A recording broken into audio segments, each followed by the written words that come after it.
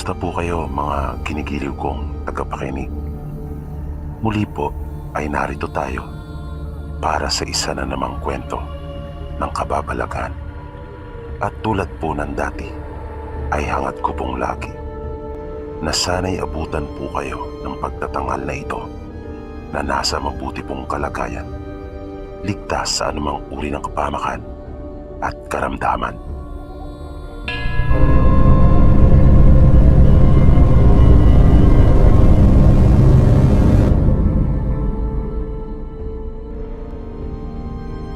Mayroon din po sana akong gustong ibahaging kwento sa inyo. Ito po ay hango sa totoong mga pangyayari. Karanasan po ito mismo ng tiyuhin na tatay ko. Tawagin na lang natin ang tiyuhin ko sa pangalang Uncle Piping. Bali bunsong kapatid po siya nila tatay. Matagal na rin pong nangyari ito. Dekada 80 pa kung hindi ako nagkakamali. Si Uncle Piping noong mga panahong iyon ay 15 anyos pa lang. At ang paborito niyang libangan kahit noon pa man ay ang paninirador. Kahit sa edad niyang 15 ay lagi pa rin nakakwinta sa kanyang leeg ang pinakaiingat-ingatan niyang tirador. Kwento pa nga sa akin ng tatay ko, halos hindi niya ito ihiwalay sa kanyang katawan. At kung minsan ay hindi pa ito pumapasok sa paaralan para lang magawa ang paninirador. Kung saan-saan siya nakakarating na mas paborito pa niyang galugarin yung mga gubat, lalong-lalo na yung mga hindi pa niya napupuntahan. Isang araw, nagtaka sila tatay kung bakit magkagabi na ay hindi pa rin ito umuwi. Dahil kahit kung saan-saan ito nakakarating, ay sinisika pa rin talaga nito makauwi sa kanila bago pa dumilim. Dahil siya ang nakatokang magigib. Pero ang pagkakataon na yun ay wala pa rin ito. Kung kaya naman nag-alala ang mga kapatid at magulang niya. Kaya pagkatapos na maisuga nila tata yung kanilang mga alagang kalabaw, ay nagpasya na silang hanapin ito. Na alam nilang lubay yung mahirap dahil ang lawak ng mga kagubatan sa bayan nila. Pero magkaganon pa man ay nagbakasakali pa rin sila. Bali 4 silang lahat na puro lalaki, kasama nila ang kanilang ama. Lahat sila ay may dalang itak, pero dadalawa lang yung flashlight nila. Nang marating nila ang unang gubat ay sinimula na kaagad nilang sumigaw. Tinawag nila ang pangalan ni Uncle. Pero wala silang narinig na sagot.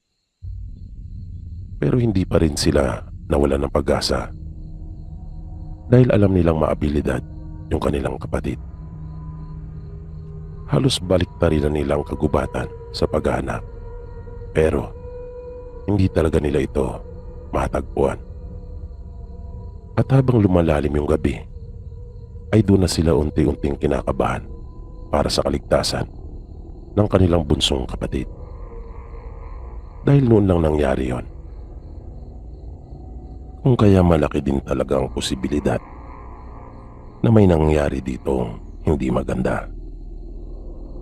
Nagsabi ang pinakapanganin nilang kapatid na kanila na lang daw ipagpabukas ang paghanap. Pero naging mapilit sila tatay at iba pa niyang mga kapatid. Baka raw kasi huli na ang lahat kung kanila pang ipagpapabukas ang muling paghanap. Sumang-ayon naman ang kanilang ama.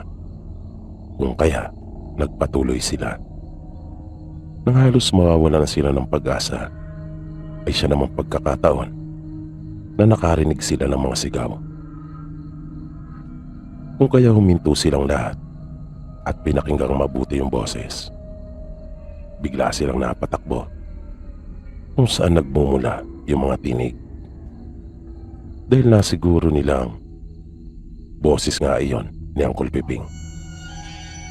Halos magunahan sila sa pagmamadali at bumungad sa kanila ang isang maliit na bahay.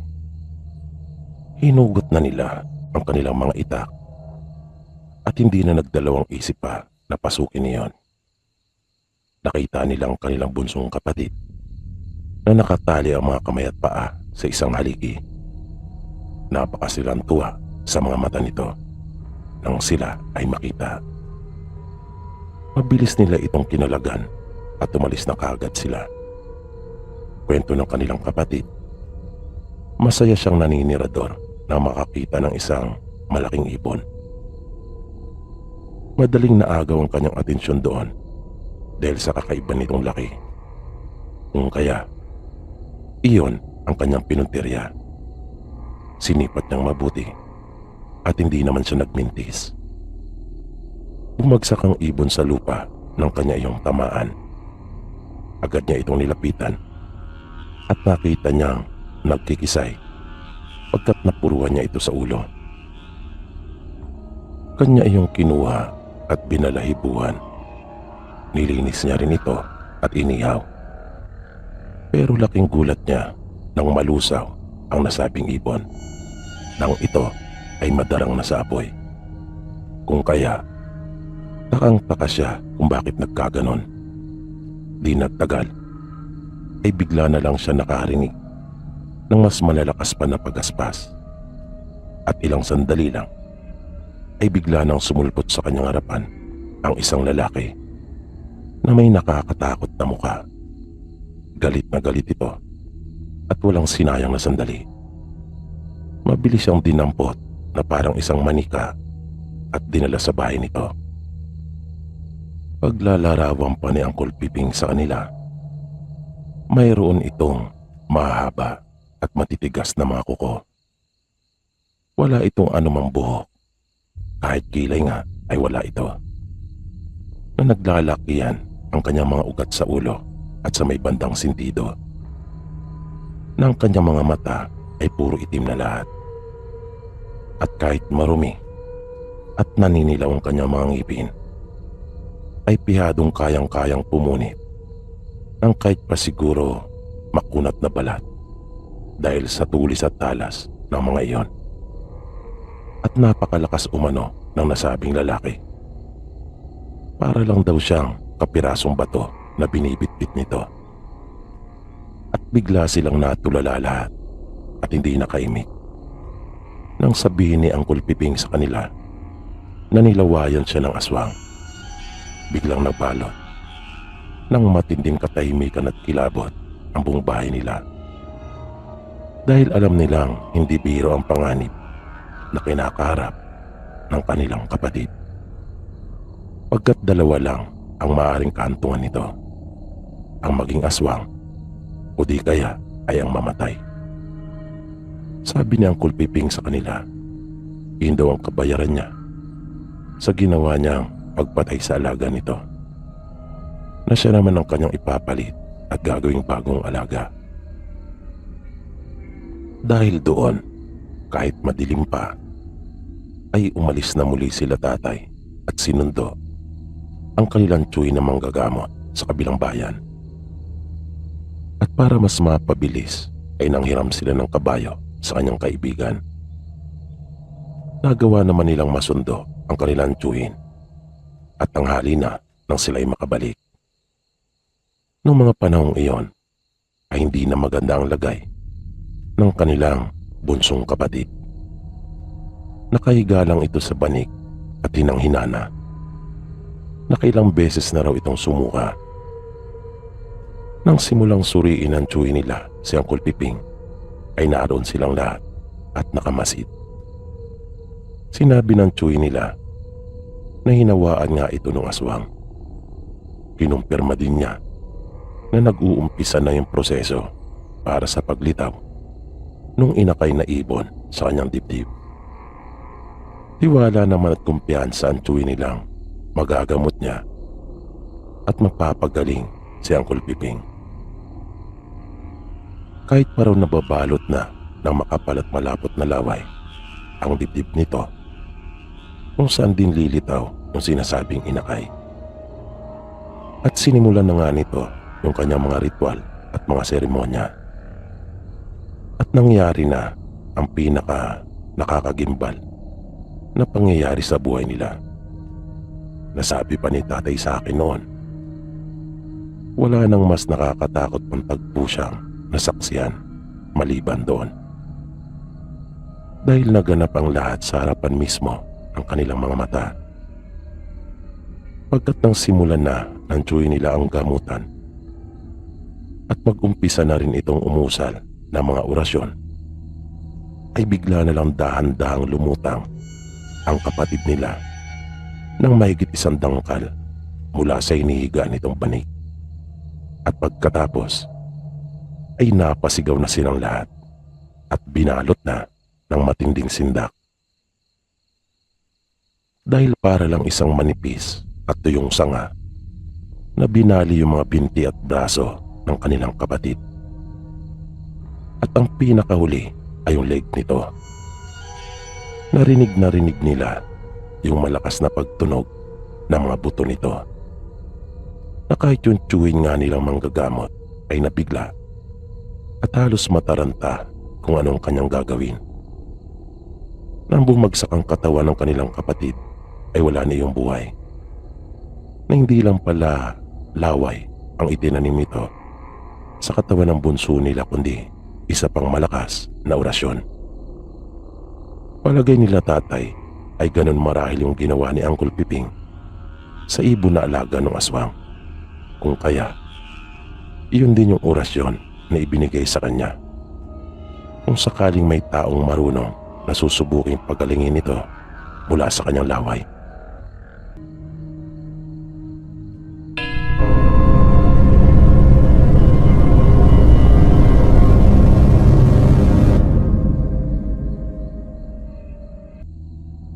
Ang ibabahagi ko pong kwento sa inyo ay totoo pong nangyari.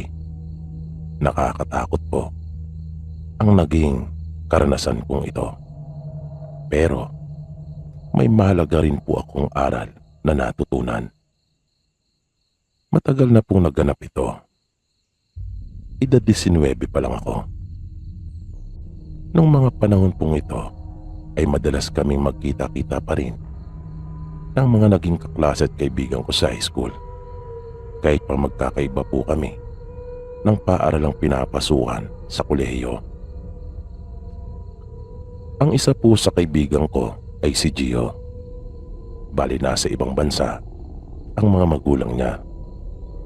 Malaki ang bahay nila sa Cavite at 2 lamang sila magkapatid na nakatira doon.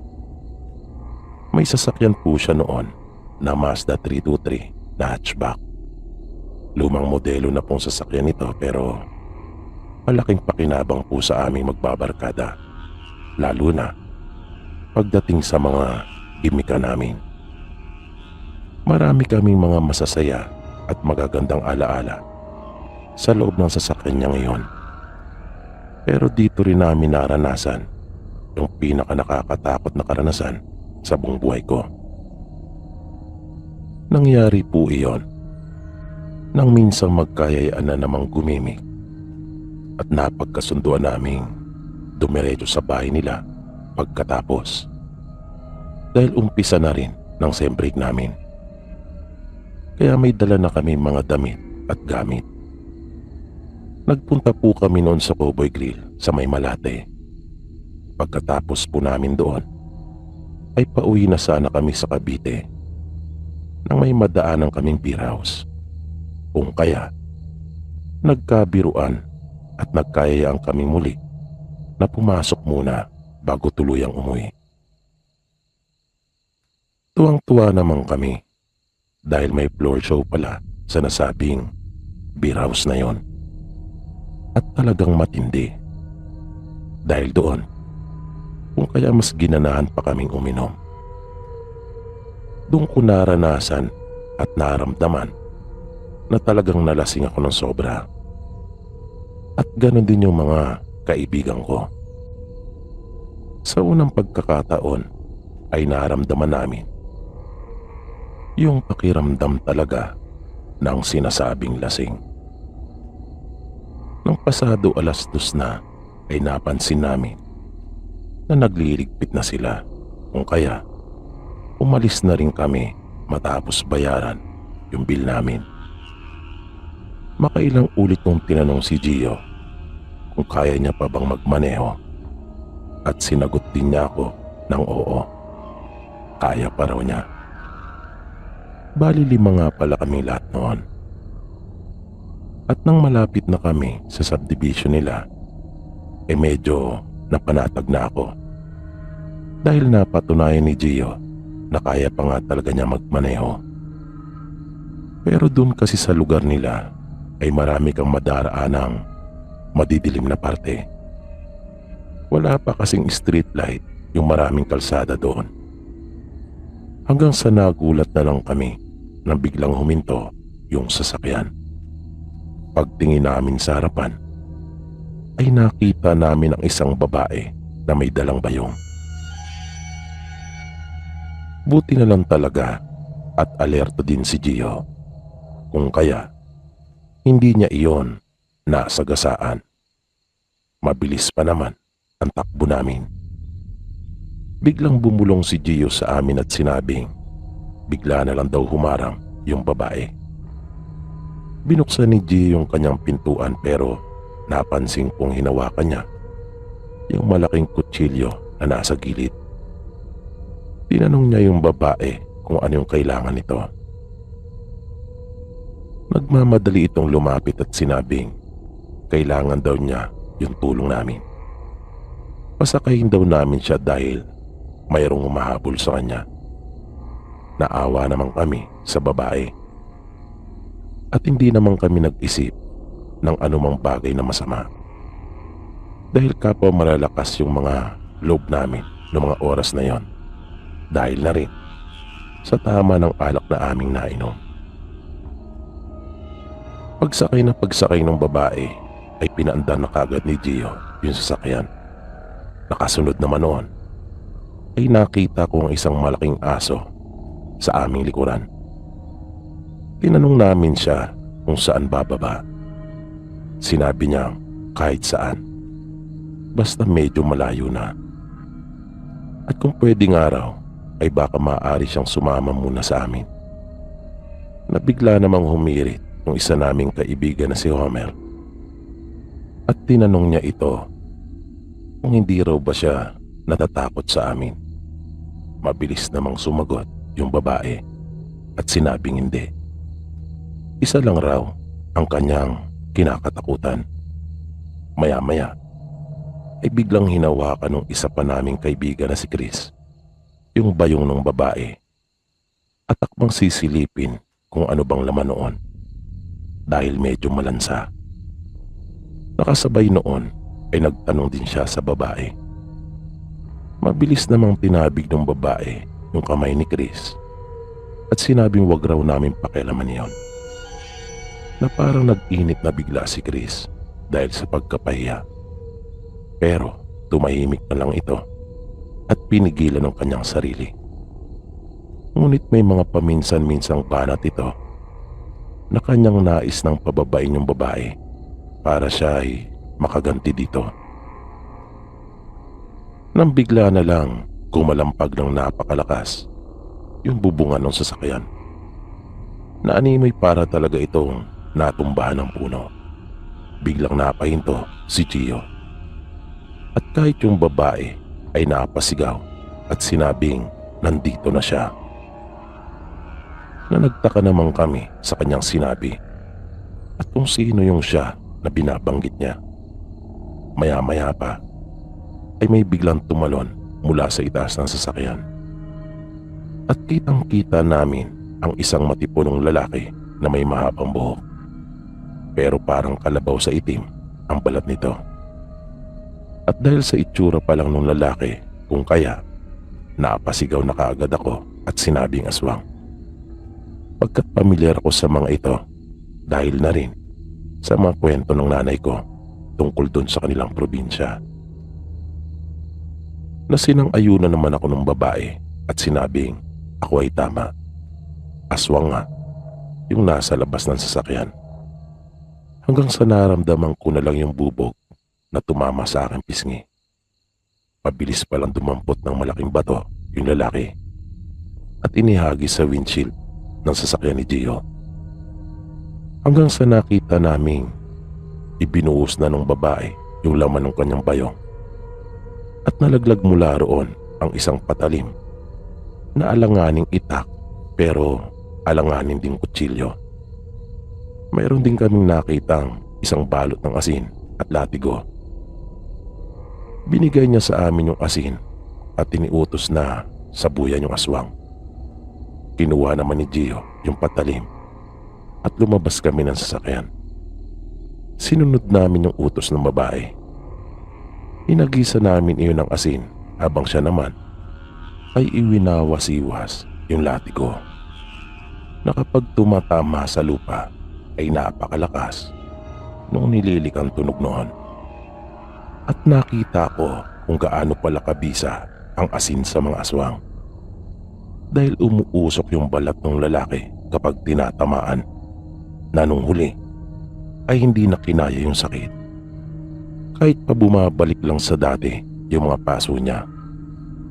At matindi rin yung epekto sa kanya ng latigo kung kaya siguro iniwan na rin niya kami. Sumama sa amin yung babae hanggang sa bahay nila Gio na nakilala naming si Erlinda. Bali doon siya pinatulog sa kwarto ng kapatid ni Gio na babae. Kinaumagahan ay nalaman namin ang masaklap na katotohanan na yung aswang pala na yon ay amain niya at nais din siyang hawaan nito tulad ng ginawa sa nanay niya na naging isa ng ganap na aswang. Buti na nga lang raw at nakuha niya ang mga gamit nito na nagtaka naman kami kung bakit may gamit na ganon ang amain niya. Gayong kontra ang mga iyon sa kanya. Sinabi sa amin ni Erlinda na ginagamit yun ng kanyang amain sa pagsasanay para makasanayan na niya at mapagtagumpayan ang epektong dulot ng mga iyon. Buti na nga lang raw at hindi pa ito ganoon kabiyasa.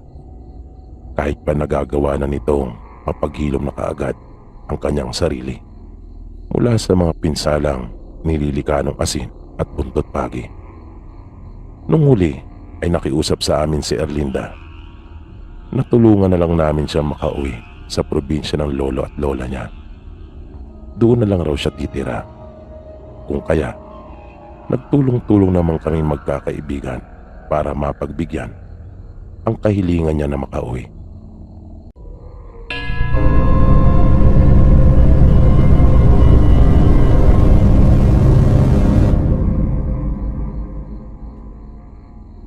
Isang maulan na gabi noon, Sir PB. At hindi namin inaasahan yon. Naabutan kami sa daan. Naglalakad na kaming pauwi ng bahay nang mangyari ang itinuturing namin ng pinsang ko na pinaka nakakatakot na karanasan ng aming buhay. Kasama ko noon ang pinsan kong si Roy.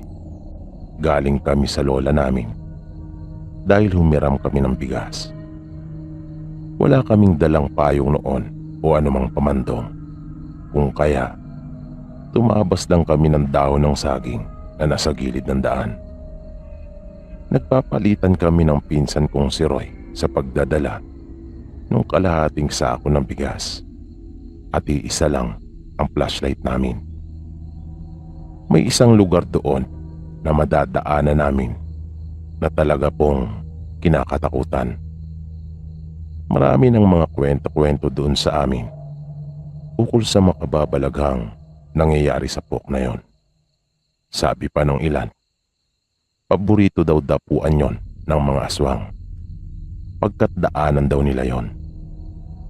Ang sabi naman ng iba ay may nakatirang aswang malapit sa lugar na yon at doon nag-aabang.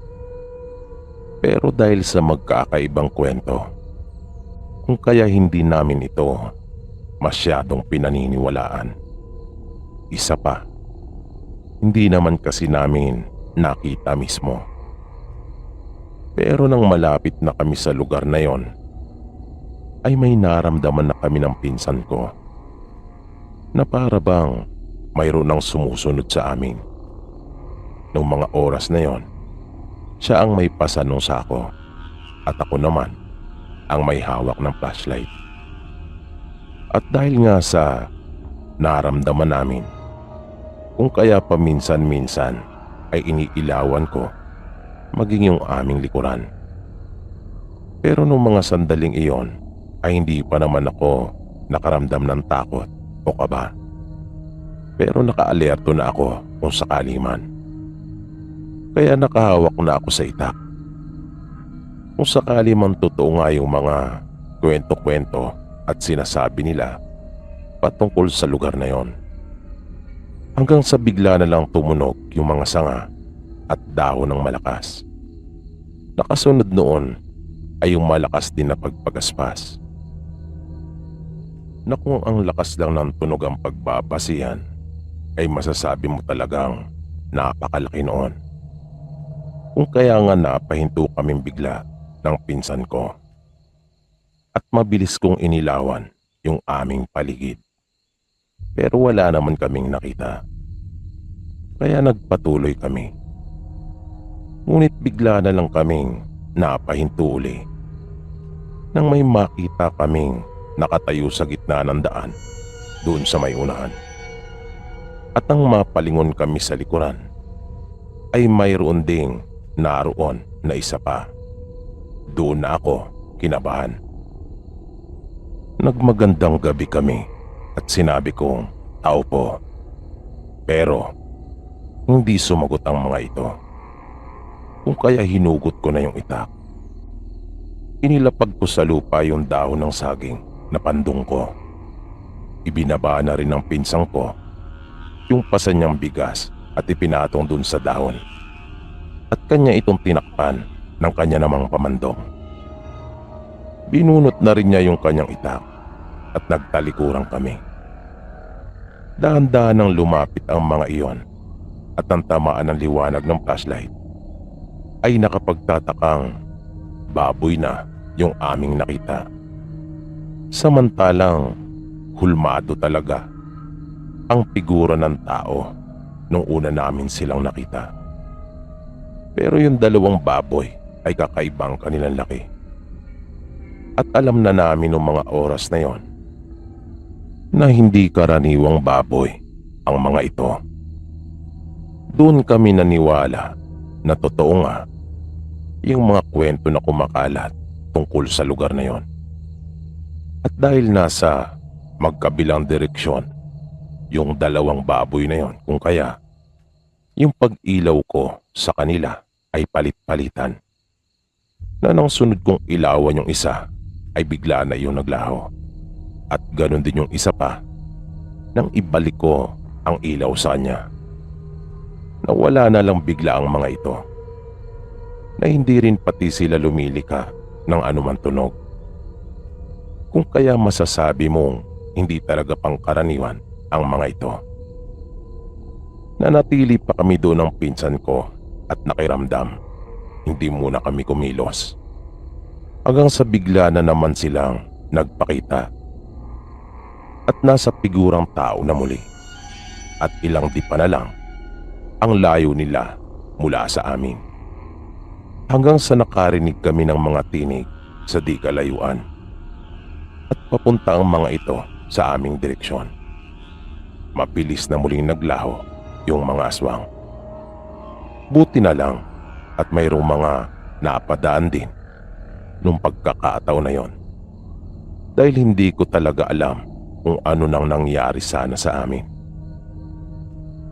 Mula noon, tuwing pupunta kami sa bahay ng lola namin, ay hindi na talaga kami dumaraan doon at pilit talaga namin iyong iniiwasan.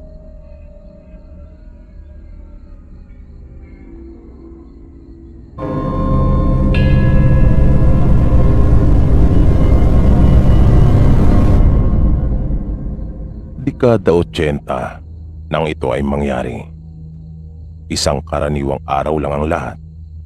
Nung una, kasalukuyan siyang lula noon ng bus at papasok sa kanyang pinagtatrabahuan. Nang bigla na lang naagaw ang kanilang atensyon nang marinig ang malakas na boses ng konduktor. Nang mapatingin doon si Rudy ay nakita niyang pinapagalitan nito ang isang matandang babae at sinasabing nagpapalusot lang at wala talagang balak na magbayad. Pero mabilis naman iyong itinanggi ng matanda at sinabing nakatulog lang talaga siya. Ngunit ipinipilit ng konduktor na nagkukunyari lamang ito na nagtutulog-tulugan. May isang ali at mama na inawat yung konduktor at sinabing irespeto naman ito yung matanda at pagbigyan na lamang. At kung maaari ay sila na lang ang siyang magbabayad ng pasahe nito kung talagang wala. Pero hindi pumayag yung matandang babae at sinabing may pera naman siya at nakatulog lang talaga dahil sa sobrang antok. At inilabas pa nga nito ang kanyang perang pambayad. Umalis naman yung konduktor at sinunod yung pakiusap ng ibang mga pasahero. Pero hindi pa rin ito tumigil sa pagsasalita ng hindi maganda laban doon sa matanda. Hanggang sa nagsalita ng malakas yung matanda at sa nanginginig nitong tinig ay pumara upang ihinto na ng driver yung sasakyan. Bababa na lamang daw siya. At lalong nag-init naman yung konduktor at sinabing totoo nga ang kanyang hinala na iyon talaga ang estilo ng matanda. Nang hindi na makapagpigil pa yung matanda ay inihagis na lamang niya yung kanyang bayad. Pero bago pa ito tuluyang bumaba ay nakita ni Rudy na may iba pa itong sinabi, ngunit pabulong lamang. Na napansin niyang biglang nag-iba at nanlilisik ang mga mata nito. At nang makababa na yung matanda, pag-andar muli ng sasakyan, hindi pa nakakalayo ay bigla na lamang napasigaw yung lalaki at hawak-hawak nito ng dalawang kamay ang magkaabila niyang sentido. Nagtaka naman ang lahat ng taong naaroon sa loob ng bus kung napapano ito. Hanggang sa napapayuko na ito sa matinding sakit na kanyang nararamdaman. At ang kapansin-pansin pa dito ay unti-unti nang lumaki ang kanyang ulo. Nakasabay noon ay lalo din namang lumakas yung pagsigaw ng konduktor. Halos lumuwa na ang mga mata nito at namamaga na yung mga ugat sa kanyang noo at sa magkabilang gilid nito. Kung kaya muli nang inihinto ng driver ang bus at lalapitan sana yung konduktor para tulungan at alamin kung anong nangyayari sa kanya. Ngunit bago pa siya tuluyang makatayo mula sa kanyang upuan ay bigla na lang sumambulat ang ulo nito na napasigaw talaga ang mga tao dahil sa matinding pagkabigla. Nabalot ng hilakbot ang lahat ng pasahero. Nagtalsika ng mga dugo at durog na utak ng konduktor sa magkabilang gilid ng sasakyan at maging sa sahig nito. Pati nga mga pasaherong malapit doon ay nabahiran din. Nang karamihan ay natulala talaga at hindi makapaniwala sa kanilang nasaksihan.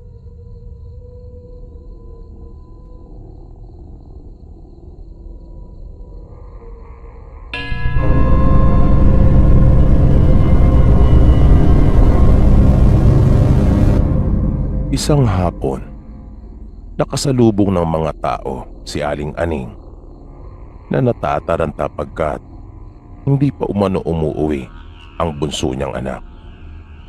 Nagtanong ito sa kanila kung kanila bang nakita at tumingi na rin ito ng tulong. Hanggang sa halos abutan na sila ng hating gabi sa paghahanap. Kung kaya kanila na munang ipinagpaliban, maliban sa pamilya nila Aling Aning, na talagang hinahanap nila ang bata at hindi sila tumigil. Pero bigo pa rin sila. Nang sumunod na araw ay nadagdagan pa yung mga nagboluntaryong maghanap sa bunsong anak ni Aling Aning. Naghiwa-hiwalay sila para mas marami silang lugar na mapuntahan upang maghanap. Hanggang sa napadaan sila sa isang kubo. Bahay iyon ng kababaryo nilang si Mang Istong. Nang makita sila nito ay agad na nagtanong kung ano ang mayroon at bakit magkakasama sila. Kaya sinabi naman nila ang dahilan. At tinanong nila ito kung kanya bang napansin yung bunsong anak ni Aling Aning na napadaan. Umiling ito at sinabing malabong makarating sa panig na yon ang bata, pagkat liblib na yung kinatatayuan ng bahay niya. At karamihan umano ng mga bata ay natatakot doon sa kanyang lugar dahil ipinapakalat na mayroong aswang. At pilit silang napatawa at sinabi na lang na ginagawang panakot ng mga nanay. At nagpaalam na sila. Pero nang tatalikod na sila, biglang nakiusap ang isa nilang kasama na kung maaari ay makikiinom muna siya ng tubig. Na napansin nilang biglang natigilan si Mang Istong. At nakita nilang nanlaki pa ang mga mata nito. At sinabi nitong wala pang laman ang kanyang banga pagkat hindi pa siya nakapag-igib. Hindi naman iyon kinagat ng lalaking namumuno sa kanilang grupo na si Mang Edgar. Nahalata na niya kasing para itong may itinatago. Kung kaya nagdahilan siya at umisip ng paraan para mapilitan si Mang Istong. Sinabi niyang baka meron naman kahit konti. Tutal naman ay isa lang ang iinom. Ngunit ipinagpilitan talaga nitong wala siyang tubig pagkat hindi pa nga raw siya nakapag-iigib. Nung mga oras na yon ay nagkakatinginan na silang magkakasama at nagkakaintindihan na. Kaya sinabi nilang magpahinga na lang muna doon dahil tirik na ang araw at kanina pa sila naghahanap. Kung kaya pagod na ang marami sa kanila. Na magsasalita pa sana si Mang Istong pero inunahan siya ni Edgar at pumayag na magpahinga na muna sila. Sinabi rin nitong tamang-tama at kanila na rin umanong pag-iiban yung matanda. Kung kaya hiningi nila ang galon. Nung mga oras na yon ay hindi na talaga maganda ang kutob nila pagkat nag-ibang bigla ang ikinikilos ni Mang Istong. Parang bigla itong naging balisa. Pumasok ito ng kanyang bahay para kunin ang mga galon. Pero ilang minuto na nakakalipas ay hindi pa rin ito lumalabas. Kaya pinasok na nila ito sa loob at wala na ito doon. Dumaan ito sa may bintana. Mabilis nila itong hinabol. Na kanila pang nakita ang likod nito ngunit sa isang iglap ay bigla ring naglaho. At may isang malaking itim na ibong lumipad mula sa damuhan kung saan nila nakita si Mang Istong. Kaya napabulala sila na aswang palang hayop na matanda. At nang kanilang balikan ang bahay ay tumambad sa kanila ang mga kakaibang kasangkapan na pagmamay-ari nito. At hindi lamang yon. Tumambad din sa kanila ang kalunos-lunos na kalagayan ng anak na bunso ni Aling Aning. Na kaya pala iniwas-iwasan nito ang tungkol sa tubig ay dahil inilagay niya yung bata at pinagkasya sa banga. At doon siya kumukuha ng kanyang iniinom na dugo. Na doon rin siya kumukuha ng kanyang kinakain. Pagkat nakita rin nila ang ilang laman ng bata na kanyang natira sa pinagkainan.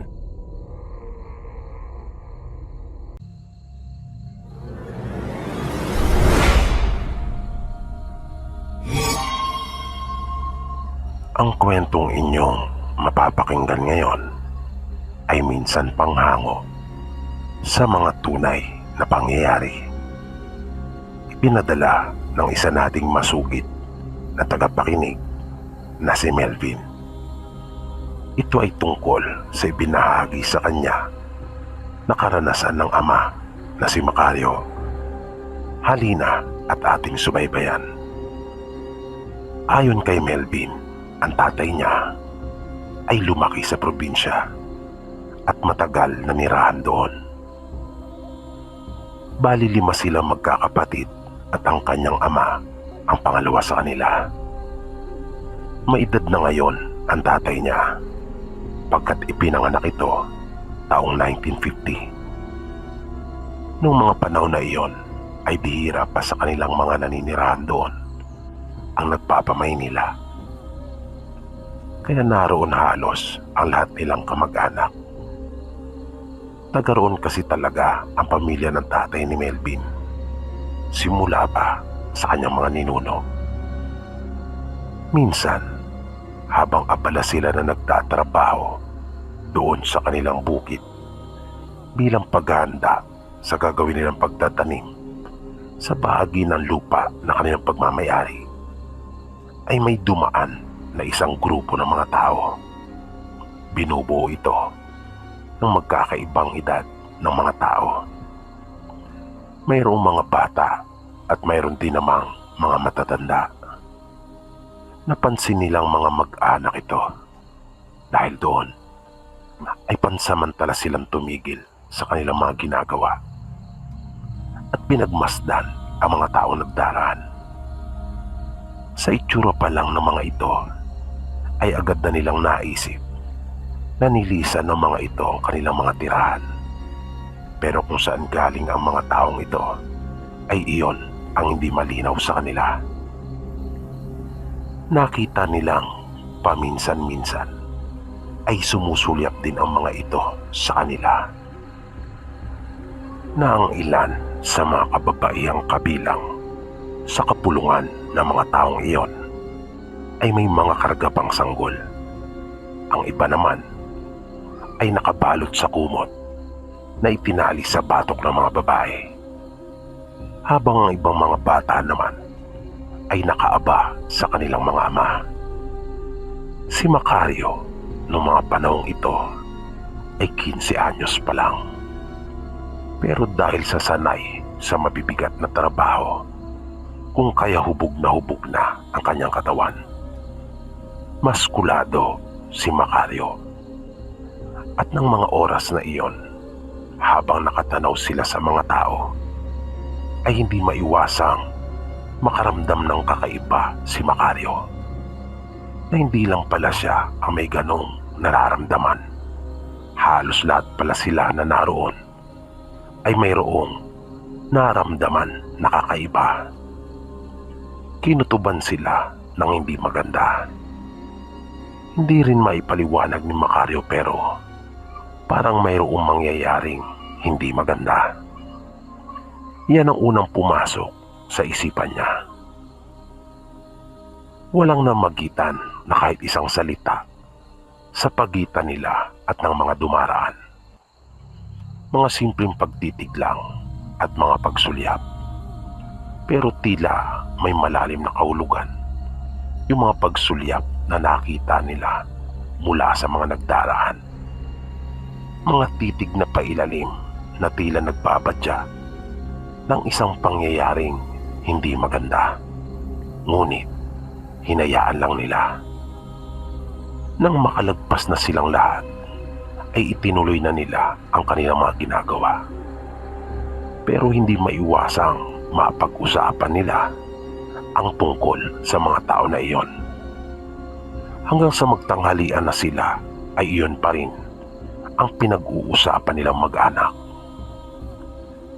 Kinagabihan nung araw na iyon ay medyo nanibago sila. Dahil habang kumakain sila ng hapunan, ay naririnig nila ang maraming ibon na humumuni. Tila umingay ang kanilang paligid, bagay na hindi karaniwan para sa kanila. dahil kadalasan ay 1 hanggang 2 kwago lamang ang kanilang naririnig na humuhuni. Pero nung gabing iyon ay hindi bababa sa 10 ang mga humuhuning ibon na nagsaasalimbayan sa paghuni. Kaya medyo nakaramdam sila ng pag-aalala at naalarma. Minadali nila ang pagkain at iniutos ng kanilang ama na tingnang mabuti ang kanilang mga bintana at pinto kung ang mga ito ay nakasarang mabuti. Ang panganay nilang si Dado ay nakita niyang kumuha ng 2 itak. Nang isa ay kanyang iniabot sa kanilang ama. Hindi iyon nakalagpas sa paningin ni Macario. Kung kaya nagtaka ito sa kung ano ba talaga ang nangyayari. Nang bigla nilang narinig yung pag-iingay ng kanilang mga manok na kadalasang maririnig kapag kinakatay nila ang mga ito. Sa imahinasyon ni Macario ay para bang pinilipit ang liig ng mga ito dahil na rin sa nilikha ng mga ito na ingay. At hindi lamang iyon, pati ang kanilang 2 aso ay magkasunod nilang narinig na lumikha rin ng tunog na nasaktan ang mga ito, at pagkatapos ay di na nila naringgan pa ng kahit anong ingay. Nung pagkakataong iyon ay inutusan na ng kanilang ama ang kanilang ina na pumasok na sa silid kasama ang kanilang 3 nakababatang kapatid.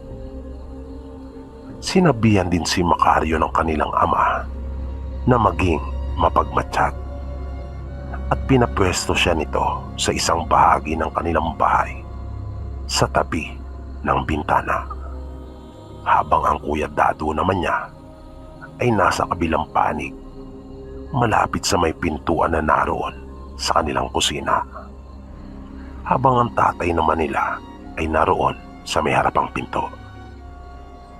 Di malinaw kay Macario kung ano ang nangyayari ng mga oras na iyon, pero abot-abot na rin ang kaba na kanyang nararamdaman dahil sa ikinikilos ng kanyang kuya at ama. Kaya tumayo si Macario mula sa kanyang pinupwestuhan at kumuha ng patalim. Ang kanyang nakuha ay yung sanggot na ginagamit ng kanyang ama sa pagtutuba, na bagaman maiksi iyon ay napakatalas naman. Nagpatuloy yung ingay na naririnig nila sa labas, na nung huli ay nakakarinig pa sila ng paminsan-minsang mga tunog ng mababangis na hayop.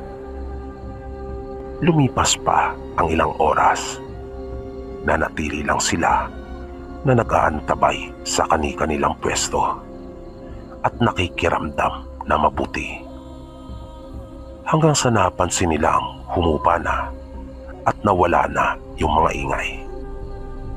Nakita ni Macario na sumilip sandali ang kanyang ama sa labas, at pagkatapos ay inutusan silang kunin ang mga lamparang ilawan at sumunod sa kanya.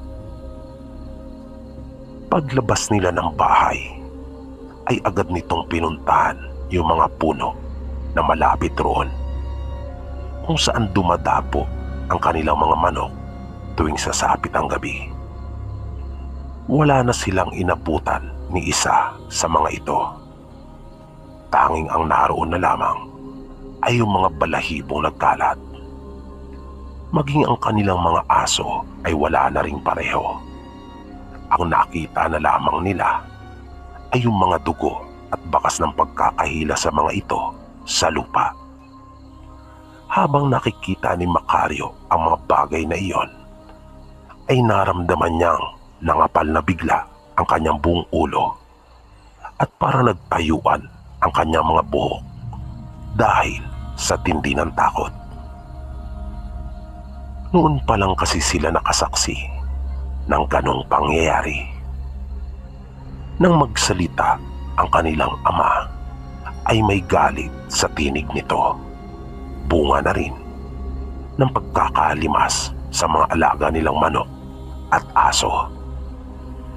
Kinaumagahan, habang magkakaharap sila na nasa pagkainan, habang kumakain ng agahan, ay pansin ni Macario ang pananamlay ng kanilang ama. Pero nalaman nila mula dito na hindi naman pala talaga ang ukol sa kanilang mga alagang hayop ang ipinag-aalala nito, kundi ang kaligtasan nilang mag-anak. Nang magtanong ang nanay nila kung bakit, ay sinabi nitong malakas ang kanyang kutob na mga aswang ang may gawa noon. Kung kaya hindi umanong malayo na baka sa susunod na umatake ang mga ito, ay sila na mismo ang puntiryahin. Kaya nasa panganib umano ang kanilang mga buhay. Maya-maya ay biglang may dumating. Narinig nilang tumatawag ang nakatatandang kapatid ng tatay nila, ang kanilang Tiyo Iking. Pagkapasok nito ay agad na nagtanong kung kanila na raw bang nabalitaan yung nangyari. Pagpapatuloy nito, natagpuan umano yung baka nung kanilang pinsan na patay at nakahandusay sa parang. At halos wala umanong natira dito. Kaya napatayong agad ang tatay nila Macario at nagpasama sa kanila upang puntahan ang kanilang kaisa-isang alagang kalabaw na isinusuga nilang malapit sa lupang kanilang pagtatamnan. Pagdating nila doon, ay tila nabunutan naman ng tinik ang kanilang ama nang makitang naroon ito at hindi naman napaano. Kaya kanila nang kinuha ito at iniuwi sa bahay. Pagdating nila doon, ay napag-usapan nilang magkapatid ang tungkol sa kung paano nila mapoprotektahan ang kanilang mga mag-anak laban sa pinaniniwalaan nilang aswang na umaatake. Napagkasunduan nila na maglagay na lamang ng mga pangontra sa palibot ng kani-kanilang mga bahay. Pagkat ayon sa tiyuhin ni Macario, ay wala naman silang ibang paraan na maaaring magawa noong mga panahong iyon. Kaya nagpunta sila sa kanilang lolo at nagpaturo ng mga maaari nilang gawin. Isa sa mga ibinahagi sa kanila ay yung paglalagay ng mga pinatulis na kawayan sa palibot ng kanilang bahay. At dahil sa nagamit na nila yung mga kawayan malapit doon sa kanilang bahay, kung kaya kinailangan pa nilang lumayo para manguha noon. Bali 4 silang lahat na nagpunta, kasama ang nakatatandang kapatid ng kanilang ama. Nang nasa kalagitnaan na sila ng kanilang pangunguha ng kawayan, ay bigla silang may naramdaman. Naapabulalas kaagad ang kanilang tiyuhin at nasabing hindi lamang sila ang naroon sa lugar. Kaya tumigil muna silang sandali at nakiramdam. Naupo rin silang pansamantala para magkubli. Maya-maya pa ay bigla nilang namataan ang isang napakalaking baboy ramo. Sumisingap-singap pa ito sa hangin na tila ba may hinahanap gamit ang kanyang pangamoy. Nang biglang tumayo ang tiyuhin nila Macario at walang kaabog-abog nitong sinibat ang nasabing baboy ramo nang hawak nitong bagakay na pinatulis na. Nagulat naman ang baboy ramo nang tamaan ito at agad na napatakbo. Mabilis yung hinabol ng kanilang tiyuhin, kung kaya sumunod na rin silang lahat. Habang sinusundan nila iyon, ay napansin nila ang mga bahid ng dugo na naroon sa mga damo at lupa.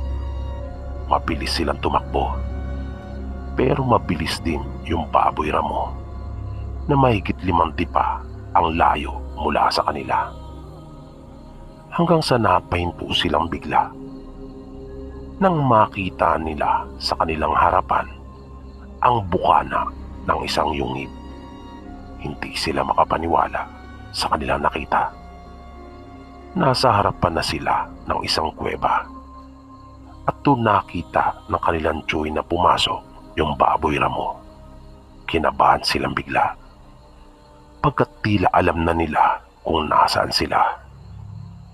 Agad na nagsalita ang kuya ni Macario at nagyaya na itong umalis. Sinabi nitong baka doon nanunuluyan yung mga aswang, na ang kanyang tinutukoy ay yung mga bakwit na kanilang nakita nung minsang nasa bukid sila. Sa pag-aalala na baka nga tama si Dado, ay mabilis nilang nilagyan ng mga sanga at tuyong dahon ang bukana ng kuweba at agad na sinindihan. Naglagablab ang apoy at pumailan lang na kaagad ang makapal na usok. Hindi pa nakontento ang nakatatandang kapatid ng kanilang ama. Nagpatuloy pa ito sa pangunguha ng mga maaaring masunog at maigatong sa apoy. Naisip daw kasi nito na magandang pagkakataon na rin iyon ang puksain na ang mga ito habang araw pa, pagkat naniniwala silang malakas ang mga ito kapag gabi. Kumuha ang kanilang ama at tiyuhin ng mahabang kahoy na may nakapahalang na sanga at siyang ginamit na panulak sa naglalagablab na apoy. Habang sila Macario naman ang siyang patuloy na nanguha ng mga maigagatong roon. Kaya unti-unti ay pumasok sila sa makipot na daanan ng kuweba hanggang sa mas lumalim pa sila. At napag-alaman nga nilang tama si Dado, pagkat narinig na nila ang mga sigawan sa loob. Nakarinig sila ng mga pagmamakaawa at tinig na inuubo. Nagsimula na rin mag-iyakan ang mga bata dahil doon, kung kaya nakaramdam naman sila ng habag. Kanilang inapula na mag-aama ang apoy. Ayaw pa sanang pumayag ng kanilang tiyuhin, pero nagmatigas ang tatay nila Macario. At nang sabihin ito na paano kung balikan sila, ay sinabi nitong tsaka na niya aalalahanin ang tungkol sa bagay na iyon. Ang mahalaga raw sa kanya noong mga oras na iyon ay mailigtas na muna ang mga nahihirapang nasa loob ng yungib. Nagsigawan sila magkapatid, pero hindi talaga nagpatinag ang ama nila Macario. Desidido ito na wag nang ituloy ang balak nila at tulungan ang mga nasa loob. Hindi umano kaya ng kanyang konsensya, lalo pa at naririnig niya ang mga iyakan ng mga bata at yung pagmamakaawa ng mga ina. Nang ayaw pa ring tumigil ng kanyang kapatid, ay sinabi niyang kung kanilang ituloy ang masamang balak na iyon, ay mas masahol pa umano sila sa aswang. At ipinagdiinan nito sa kanyang kuya na siya at ang kanyang mga anak na si Dado at Macario ay tao.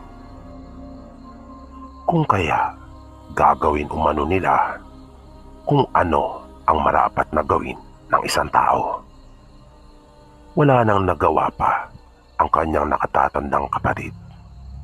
Sinabi nitong sana raw ay huwag niyang pagsisihan ang kanyang kahibangan na iyon sa huli. At tumalikod na ito. Iniwan sila at nagmamadaling umalis. Nang maapula na nila ang apoy, ay natagpuan nila ang kanilang mga sarili na naroon na sa loob ng yungib. At ilang sandali lang ay kaharap na nila yung mga bakwit na kanilang nakita. Ngunit kitang-kita nila ang pagbabago sa itsura ng mga ito. Mga aswang nga sila. Nagpapalit din pala sila ng anyo kapag nasa sa panganib ang kanilang mga buhay o mahal sa buhay. Hinawakan ng tatay nila Macario ang puluhan ng itak nito nang makita niyang mga nakaangil pa rin ang mga aswang. Pero sinabi niyang wala talaga silang balak na ipahamak sila. Kaya nga raw nilang pinagtulungang apulain ang apoy ng kanyang mga anak. Nakita nilang tatlo na umabante ng 3 hakbang ang isa sa mga lalaki at sinabing wala silang dapat na ikatakot dahil wala rin umano silang balak na isapanganib ang mga buhay nila. Ang nakikita raw nilang bangis sa kanilang mga muka ay pawang natural lamang dahil sa peligro kanina. Nagpasalamat ito sa kanila at humingi rin ng tawad sa kanilang ginawang pag-ubos sa kanilang mga alagang hayop. Pagpapaliwanag pa nung lalaki, nagawa lamang umano nila iyon dahil sa wala ng ibang paraan. Ilang araw na umano silang hindi nakakakain at nag-aalala sila para sa kanilang mga munting anak.